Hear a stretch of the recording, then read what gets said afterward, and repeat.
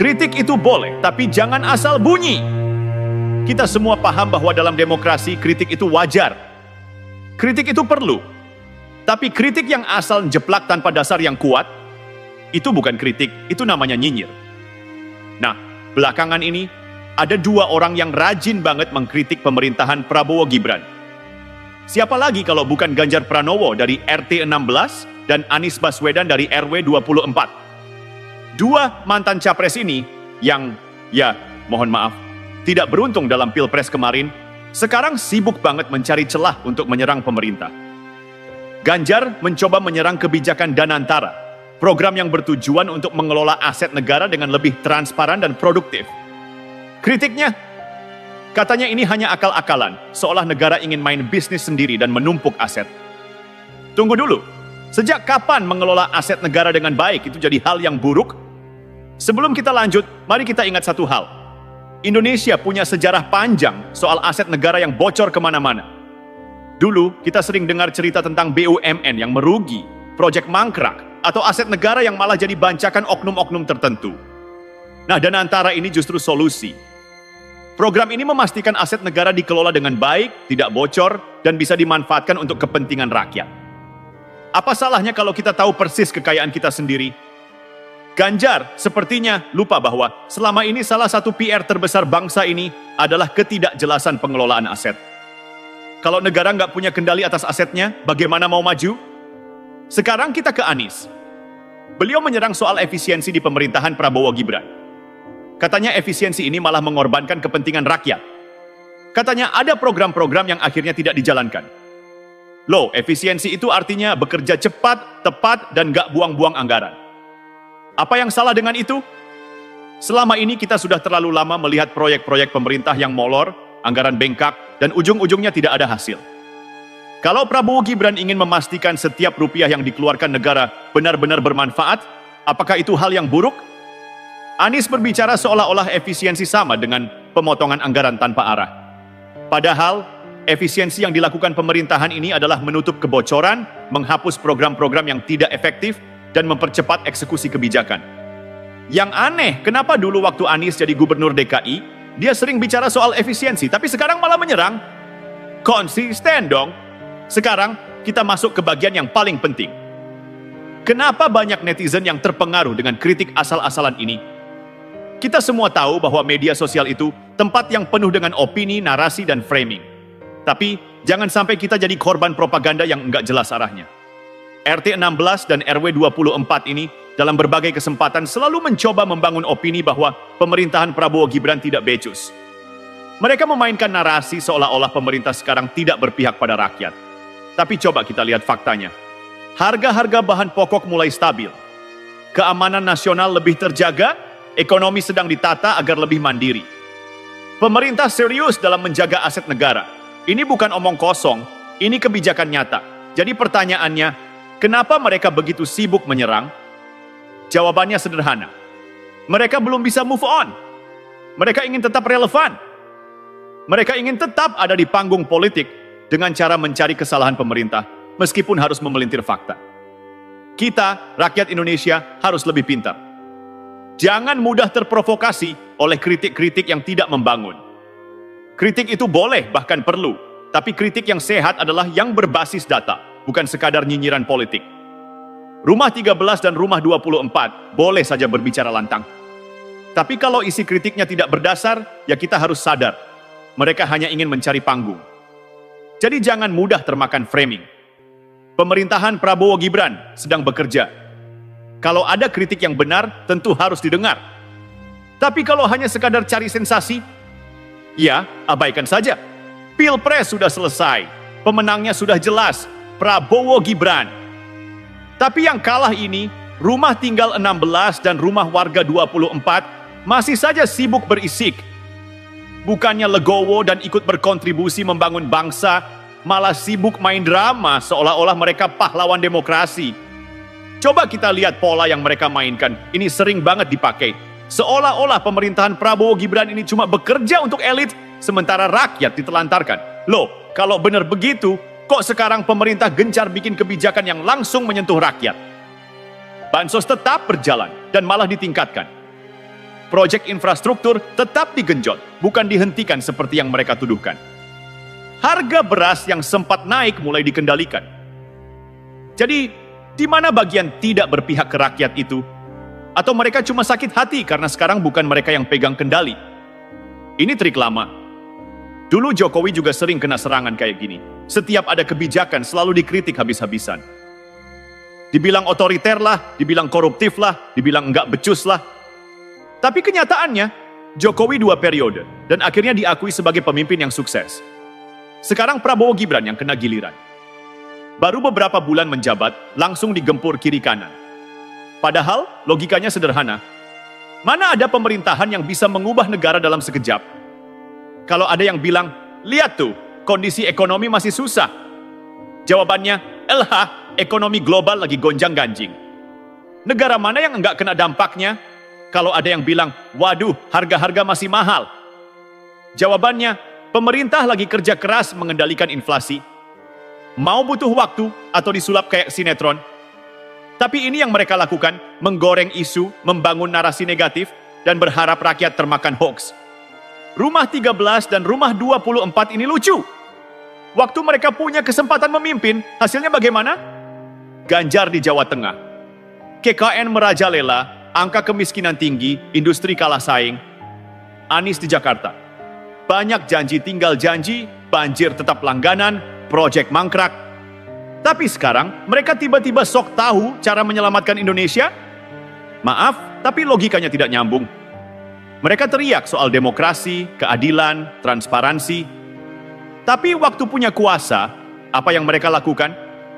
Ada yang bikin kebijakan tebang pilih cuma menguntungkan kelompoknya sendiri. Ada yang sibuk pencitraan, bukannya kerja nyata. Sekarang mereka ingin mengajarkan Prabowo Gibran cara memimpin? Maaf, tapi kita nggak butuh teori doang. Kita harus sadar, politik itu bukan soal siapa yang paling nyaring suaranya. Politik itu soal siapa yang benar-benar bekerja. Prabowo Gibran punya rekam jejak jelas. Mereka pekerja keras. Mereka ingin Indonesia maju, bukan mundur ke belakang. Jadi kalau RT 16 dan RW 24 masih sibuk bikin drama, kita biarkan saja mereka main sinetron politiknya sendiri. Kita fokus ke hal yang lebih penting. Indonesia yang lebih kuat dan berdaulat. Mereka boleh bicara sesuka hati. Tapi kita juga boleh memilih untuk tidak mendengarkan ocehan mereka yang tidak berdasar. Sampai di sini kita paham ya. Mereka yang kalah masih sibuk nyari panggung. Bukannya introspeksi atau berkontribusi, malah muter-muter dengan narasi basi, seolah pemerintahan ini gagal, seolah rakyat menderita, seolah mereka pahlawan demokrasi. Tapi ada hal lain yang lebih menarik. Mereka ini bukan cuma nyinyir, tapi sudah masuk ke fase halu politik. Mari kita bahas satu persatu. Kalau kita lihat di media sosial, narasi ini sering muncul.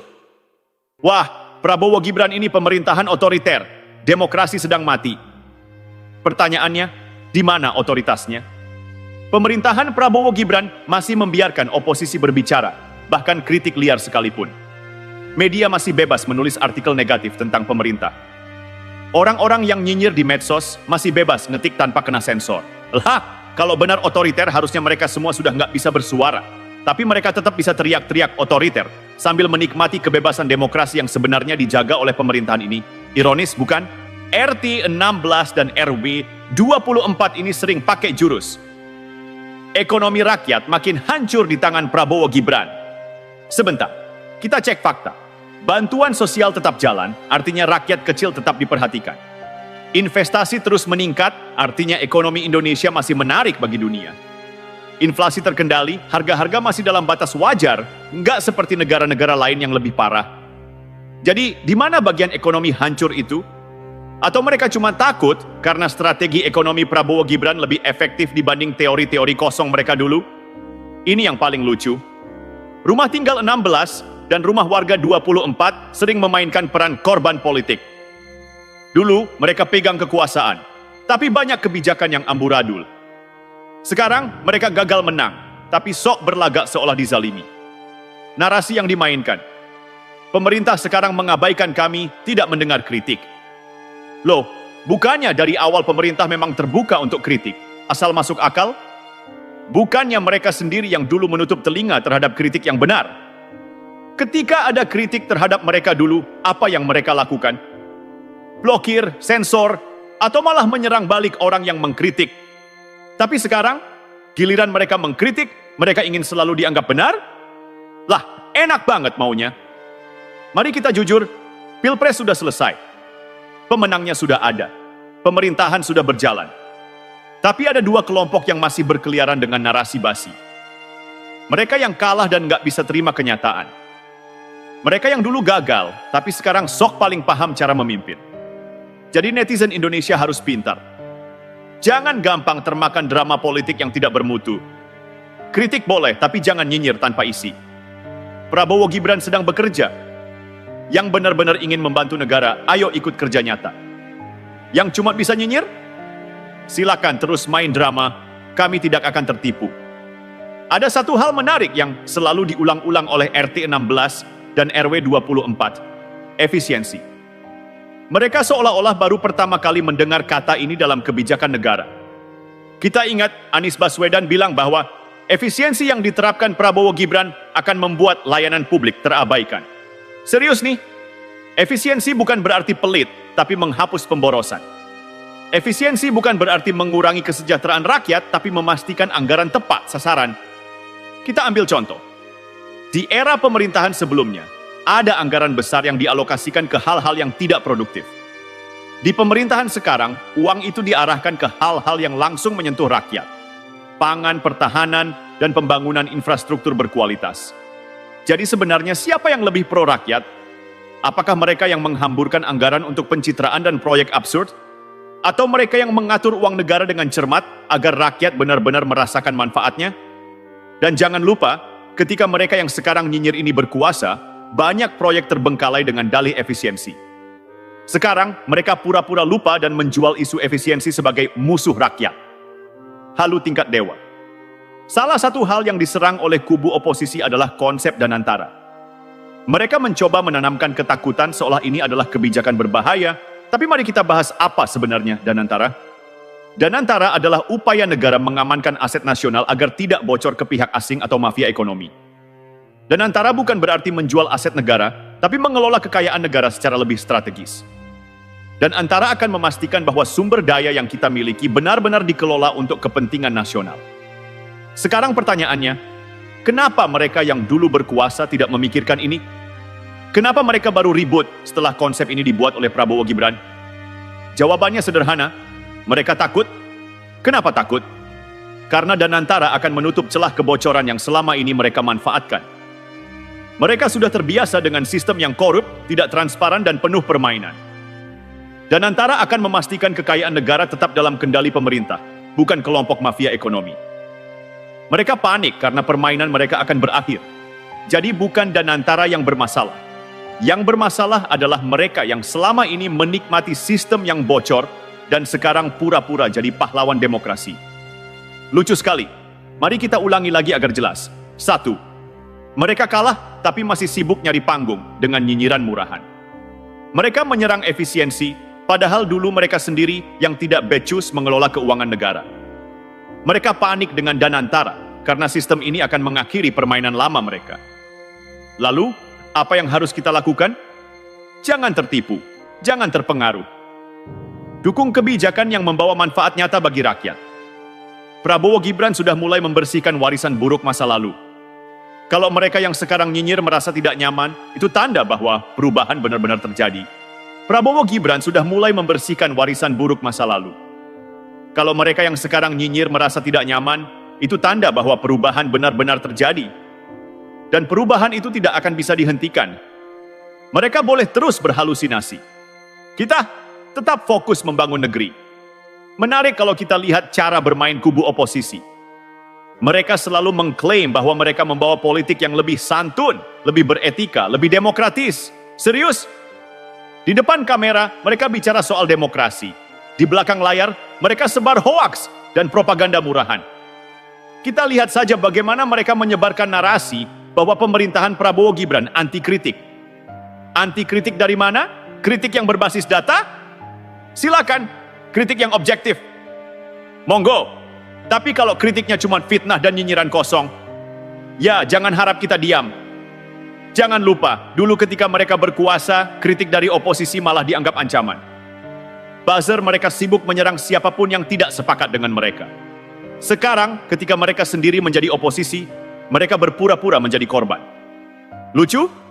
Sangat. Sekarang mari kita bicara soal buzzer politik. Siapa yang sebenarnya paling sering memainkan opini? Mereka. Setiap kebijakan pemerintah, langsung mereka framing negatif. Setiap langkah Prabowo Gibran, langsung dicari-cari celahnya. Setiap ada perbaikan untuk rakyat, mereka tutup mata. Sementara itu, kegagalan masa lalu, mereka sendiri tidak pernah mereka akui. Krisis pangan, mereka diam. Korupsi merajalela, mereka pura-pura tidak tahu. Anggaran bocor, mereka cari kambing hitam. Tapi begitu Prabowo Gibran mulai memperbaiki kondisi, mereka teriak seolah-olah dunia mau kiamat. Jangan salah, mereka bukan peduli pada rakyat. Mereka hanya tidak terima kalau bangsa ini maju di bawah kepemimpinan yang bukan dari kelompok mereka. Prabowo Gibran bukan tipe pemimpin yang bisa diatur oleh kepentingan segelintir orang. Itulah sebabnya banyak pihak yang gerah. Indonesia bukan lagi negara yang tunduk pada kepentingan asing atau oligarki lama. Sekarang kita lihat, tanda centang pertahanan diperkuat. Pangan menjadi fokus utama. Ekonomi mulai ditata dengan lebih baik. Dan yang paling penting, aset negara tidak lagi bocor. Karena itu, mereka yang selama ini menikmati sistem lama berusaha keras untuk menggagalkan perubahan ini. Tapi percuma. Bangsa ini sudah terlalu cerdas untuk terus dibodohi. Siapa yang sebenarnya takut dengan pemerintahan Prabowo Gibran? Jawabannya jelas. Mereka yang selama ini hidup dari sistem yang bobrok. Mereka takut kehilangan akses ke proyek-proyek basah. Mereka takut dengan sistem yang lebih transparan. Mereka takut rakyat akhirnya sadar siapa yang benar-benar bekerja dan siapa yang hanya bisa nyinyir. Kita tetap dukung kebijakan yang membawa kebaikan untuk Indonesia. Biar mereka sibuk nyinyir. Kita sibuk membangun. Dan percayalah, mereka hanya akan semakin frustrasi karena rakyat sudah semakin cerdas. Mereka panik 2029. Sudah kelihatan gelap. Sadar atau tidak, narasi yang mereka bangun saat ini bukanlah kritik yang sehat. Mereka hanya sedang mencari celah untuk tetap eksis, meskipun suara mereka sudah makin tergerus. Kenapa? Prabowo Gibran baru mulai bekerja, tapi dukungan rakyat semakin kuat. Program-program strategis mulai berjalan dan hasilnya mulai dirasakan. Rakyat tidak mudah diprovokasi lagi dengan narasi usang ala oposisi gagal move on. Dan mereka tahu itu. Jangan heran kalau mereka panik. Jangan heran kalau 5 tahun ke depan mereka akan semakin brutal dalam menyerang. Karena di 2029 peluang mereka makin kecil. Suara mereka makin hancur dan mereka tahu itu. Mau menang bagaimana? Selama ini mereka hanya sibuk mencela, bukan bekerja. Selama ini mereka hanya sibuk menyebar hoaks, bukan membangun solusi. Selama ini mereka hanya sibuk menggiring opini, bukan memberi gagasan baru. Rakyat sudah lelah dengan drama mereka. Kalau mereka masih terus bermain dengan pola yang sama, 2029 akan menjadi mimpi buruk bagi mereka. Dan mereka sadar itu, yang serius akan menang, yang nyinyir akan tenggelam. Di politik ada 2 jenis pemain, yang serius membangun dan yang hanya bisa nyinyir. Yang serius membangun akan terus maju. Yang hanya bisa nyinyir akan tenggelam dalam suaranya sendiri. Prabowo Gibran sudah menunjukkan arah yang jelas. Indonesia harus kuat, mandiri, dan berdaulat. Lawan-lawan politik mereka masih sibuk cari celah, masih sibuk merajuk, masih sibuk membuat drama. Tapi ingat ini baik-baik, rakyat tidak bodoh. Rakyat sudah bisa membedakan mana pemimpin, mana pemain sinetron. Dan di 2029, yang hanya bisa nyinyir akan tinggal cerita. Yang serius membangun akan terus menang. Seperti kata pepatah, air tetap mengalir ke laut dan sampah akan terbawa arus.